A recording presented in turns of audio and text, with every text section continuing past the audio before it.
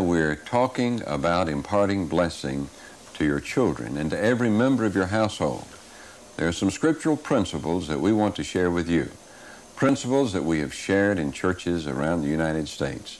And we've received so many good reports of how God is using these principles to encourage people in their faith. God has a plan that will help you grow in your Christian experience, and we want you to see what it is. When God had Moses lead the children of Israel out of slavery, out of bondage in Egypt, he gave to Moses 3 instruments that he was to use to help those people become confirmed as the people of God. Now remember who they were when they came out. They had been in slavery for 400 years. Those people were slaves. They were the children of slaves. They were the grandchildren, the great-grandchildren, the great-great-grandchildren of slaves. Can you imagine how much self-esteem they had? Absolutely none.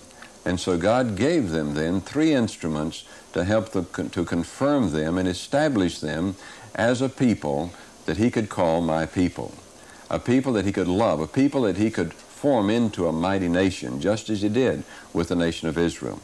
And so these 3 instruments that he gave them were the blood of the Paschal Lamb.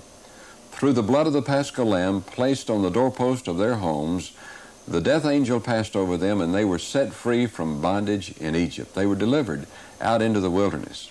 And then in the wilderness and at the mountain of Sinai, he gave them the Torah, the commandments of the Lord, the law of God. And that law gave them a constitution. It formed them into a people who could govern themselves and who could learn to respect and obey one another and obey God. And then he gave them what our Jewish friends have called the high priestly blessing. And from that sprang all sorts of experiences where people use the blessing to impart the favor of God to each other.